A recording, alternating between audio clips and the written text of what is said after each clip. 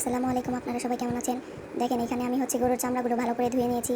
এখন সবগুলো আপনার কুচি কুচি করে কেটে তারপর প্রেসার কুকারে দিয়ে দিলাম সিদ্ধ হওয়ার জন্য, যাতে খুব তাড়াতাড়ি সিদ্ধ হয়ে যায়। এখানে আমি আদা বাটা, তারপরে পেঁয়াজ বাটা, তারপরে দারচিনি, এলাচ, লবঙ্গ সব সব মশলাগুলো ভালো মতো পরিমাপ মতো দিয়ে দিলাম। এখন এখানে জিরার গুঁড়া, হলুদের গুঁড়া, মরিচের গুঁড়া সবগুলো দিয়ে দিলাম। এখানে সব মশলাগুলো আপনাদের গরু মাংসে যা যা লাগে সবগুলো মশলা এখানে দিয়ে দিবেন। এখানে অল্প কিছু পেঁয়াজ দিয়ে দিলাম। এখন সামান্য পরিমাণ আমরা লবণ দিয়ে দিব।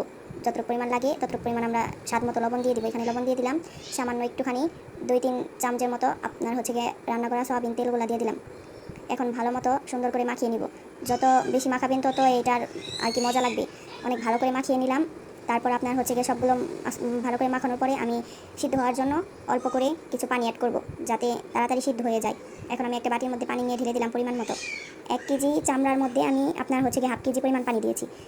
আপনাদের ইচ্ছা মতো দিয়ে নিন, মাপ মতো। এখন ভালো করে নেড়ে চেড়ে তারপর আপনার আমরা ঢাকনা দিয়ে ঢেকে দেবো। আমার কাছে মনে হয়েছে পানি কমের জন্য আরেকটু দিলাম। এখন ঢাকনা দিয়ে ভালো করে ঢেকে দিব। আপনার 20 মিনিটের মধ্যেই সিদ্ধ হয়ে যাবে। 20 মিনিট পর ফিরে এলাম। দেখেন এটা কি সুন্দর পরিমাণ সিদ্ধ হয়েছে। যতটুকু ঝোল রয়েছে আমরা একটু জাল দিয়ে এটার ঝোলটা একটু কমিয়ে নেব। এখন এটা নামিয়ে নিয়েছি। এখন পেঁয়াজ বেরেস্তা করব। এখন এগুলো লালচে করে ভেজে নিয়েছি। এখন উঠিয়ে নিলাম। এখন ওই চামড়াগুলো আমরা বাগার দিব। মাখিয়ে রান্না করে এখন আমরা বাগার দিব।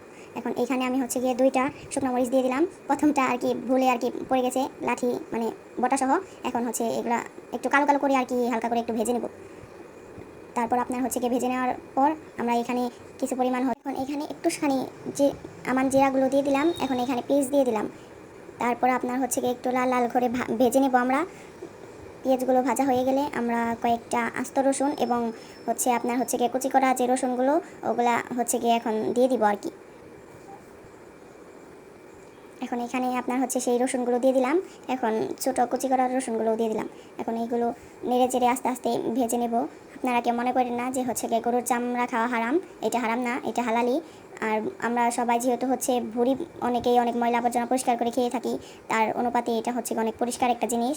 এটা আপনার পরিষ্কার করতে বেশিক্ষণ সময় লাগে না, অল্প সময়ের মধ্যে আমরা পরিষ্কার করে ফেলেছি আর কি। প্রেসার কুকার এমনি আপনারা সিদ্ধ করার পরে ওইগুলো একটু আলোর মতো করে ছিলে নেবেন।